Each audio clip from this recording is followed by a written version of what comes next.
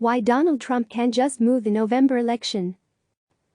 On Thursday night during a virtual fundraiser, former Vice President Joe Biden floated a very scary notion. Mark my words.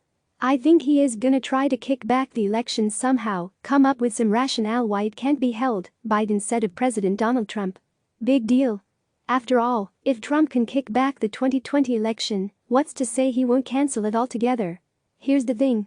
No matter what Biden says or what Trump says, there's very little chance of the November election being either delayed or cancelled. The first thing to know is that a general election isn't like a primary in a state. Postponing primaries, as we have seen lots of states do amid the ongoing coronavirus pandemic, is doable. Primaries are state-run elections, meaning that the state has wide latitude to change or adjust primary voting as they see fit. While postponing a primary isn't easy, and there are massive logistical challenges to doing so, it is broadly speaking up to state governments to make these calls. That's not the case with a general election, which is governed by federal statute. This one, in particular, the Tuesday next after the first Monday in November, in every even-numbered year, is established as the day for the election, in each of the states and territories of the United States, of representatives and delegates to the Congress, commencing on the 3D day of January next thereafter. Because of the separation of power built into our government, the president doesn't have the ability to simply nullify or ignore a federal law created by Congress. Only Congress can do that. Which brings us to the current composition of Congress, where Democrats control the House and Republicans the Senate. Do you honestly believe that House Speaker Nancy Pelosi, D. California, would go along with a Trump-led effort to postpone Election Day? No. But let's just say, for the sake of argument, that she did. And that the election was postponed until the first Tuesday in March 2021. Know what the Constitution says about presidential terms? Here's the 20th Amendment just in case you need a refresher. The terms of the president and the vice president shall end at noon on the 20th day of January, and the terms of senators and representatives at noon on the 3D day of January, of the years in which such terms would have ended, if this article had not been ratified, and the terms of their successors shall then begin.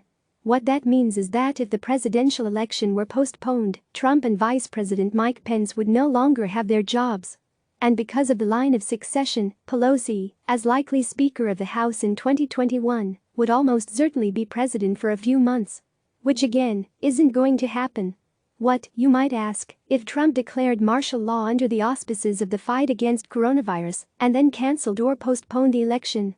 Even that would likely not give him power to postpone election or delay end of his term on January 20, 2021, tweeted University of Kentucky Law School election law expert Josh Douglas. As Supreme Court said in Ex parte Milligan, 1866, martial law does not suspend the Constitution. For more on Ex parte Milligan, check this out. Now, there's no question that Trump will work, as he has already been doing, to limit the amount of vote by mail-in absentee balloting that happens in the November election. Mail ballots, they cheat. People cheat, Trump said earlier this month when asked about the possibility of expanding absentee balloting during the pandemic. Mail ballots are a very dangerous thing for this country because they're cheaters. They go and collect them. They're fraudulent in many cases. As CNN has noted, that claim is false. There is simply no real evidence of widespread voter fraud. But that won't stop Trump from repeating it relentlessly as the election draws closer and seeking to extinguish attempts to make it easier for voters to cast ballots amid the lingering effects of the coronavirus. But what Trump cannot do, under, really, any circumstances, is postpone or cancel the election. That's a constitutional bridge too far, even for this president. Click subscribe to receive the latest news.